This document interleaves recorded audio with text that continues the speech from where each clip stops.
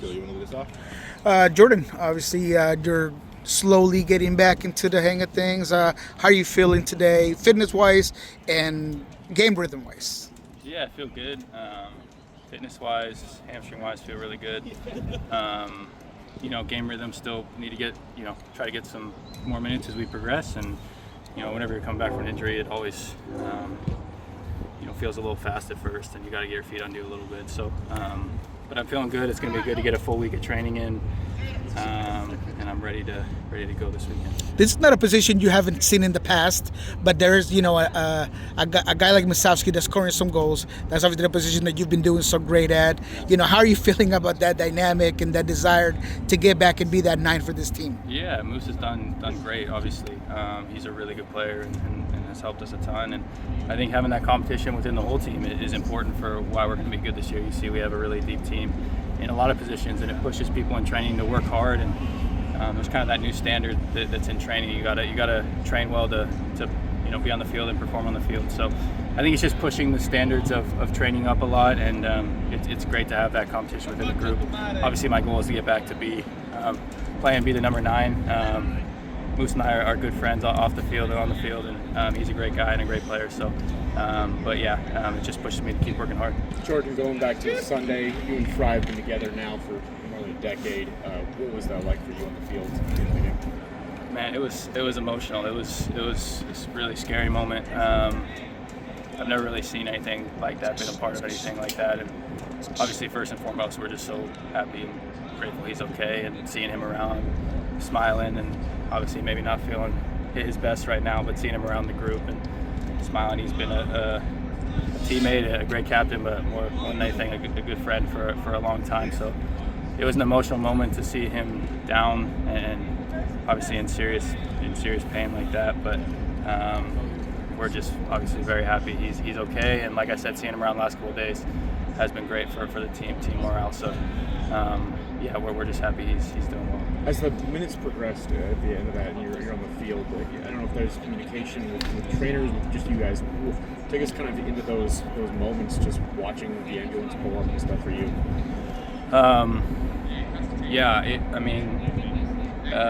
We're taught to stay out of it when something like that happens. So the guys did a good job, obviously, staying out of it. Sheila and the training staff came on really quick and did obviously follow protocol. But when you see the ambulance come on the field, it's obviously really scary. And for me, I saw he was moving his arms and moving his legs, so I think that was a good sign to see on the field, of course. But when you see the ambulance come out and you just look around at all the faces on the field, it was just a lot of emotion, a lot of really scared people for him, and again, just grateful he's doing okay. Is in a better condition. So we're with him through his whole recovery. We can't wait to have him back, but first and foremost is his safety. So he can take his time, and we're just happy he's doing well. When you talk about the soccer part of it, how would you assess the team's confidence in Andrew? Great. Yeah, Andrew is he's an unbelievable shot stopper. You go up against him in training, he's hard to score against, in the shooting drills after training and things like that.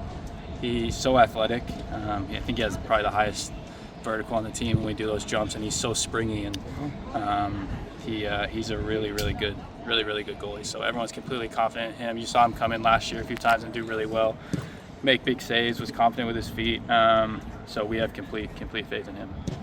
What was your impression of Kalani when you first met him? He's a great dude. I think when I first met him, he came out and it was raining and hailing, and he still had a short sleeve shirt on coming out to training. So we had some talks about that. But he's as we've gotten to know each other, he's a great guy. I've been really impressed with him on the field. He's so calm on the ball, and I think he played center mid in college, but transitioning out to an outside back, he's done really well with that. He's an incredibly hard worker, a good defender. You saw what he did for his assist this weekend. That's stuff that he can bring. So he's a really funny guy, a good teammate, someone that I really like hang out with off the field, and obviously done so well on the field. When you say talk to him, do you know it's raining? Well, yeah, I was just curious what was going on.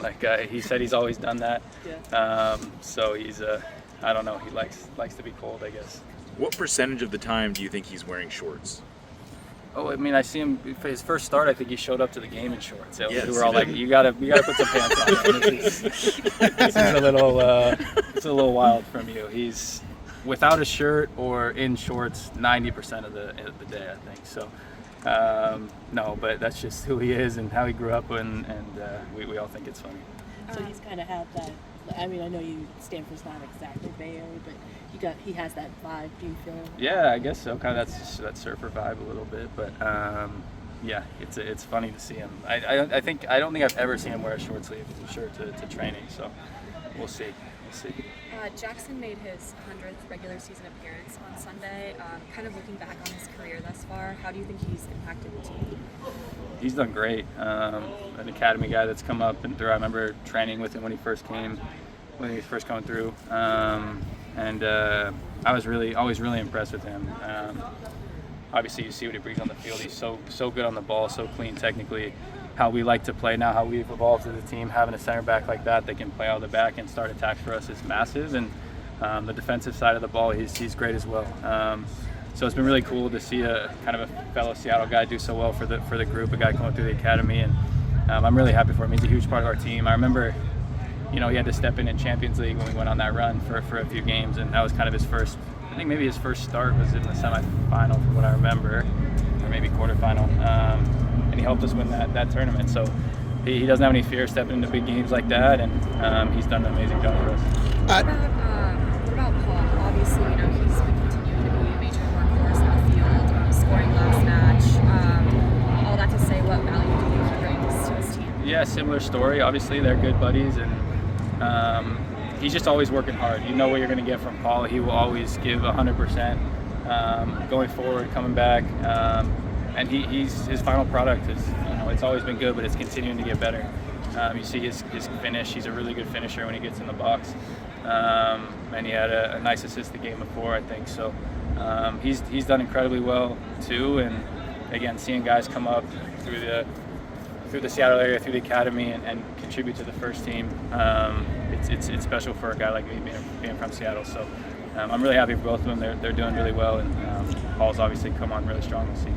You haven't gotten a chance to play a lot with him here, but Jesus Ferreira being that wide guy that really is in those inside channels as the fullback, is your widest player on the right side. What have you seen out of that, and what do you think it will do for your role as a 9 once you get back in here? Jesus and I have talked a lot about how we've been bummed we haven't been able to play together this year, because some of the balls that he puts in behind, his vision is incredible. So to have a guy like that on the right side and then have Albert on the left side, obviously Albert and I have a great connection going back to last year and started this year. But now having a guy on the other side as well that plays those similar balls, that almost plays as more of like a number 10 coming from the wide roll. It's just so dangerous for us as a team. It was hard to watch some of those games because we were creating so many chances. I just wanted to be out on the field playing with those guys, and Jesus brings so much to the group. So we're good friends off the field. It's been awesome to have him around, obviously knowing him with the national team, but getting to know him a lot better. And on the field, I can't wait to play with him, because he for a striker like me, it's just like a dream to play with a guy like that their vision is so good. And I think we had a good connection in preseason. We were starting to form it with, when he got the ball, I ran, and he found me. So having him and Albert on opposite sides is great for a number 9. Sporting Kansas City is an interesting team, statistically. They've got some results. They're not great statistically, but they definitely have some very good players there. What are you expecting out of this game at Kansas City? It's always tough to go there in the summer, especially. It's going to be hot. It's going to be humid. I think a couple years ago we got a good result there last year. We lost it over there. So it's always tough to go there and play. They started off the season a little bit rough, but I think they've turned things around. They have a lot of really good players, a lot of the same pieces they've had in the past, and then added a couple new ones. So we can't take this game lightly, because we know that the challenge that it's going to bring. They're a very good team. They're kind of climbing the table, and so we got to be ready to match their intensity and kind of maybe withstand the first 10-15 minutes if it's hot and humid there, and then come out and play. And we know we found some ways to exploit them, and so we feel like we can do that well if we play up to our potential. So we're excited for the game. Thanks, Jordan. Thank you.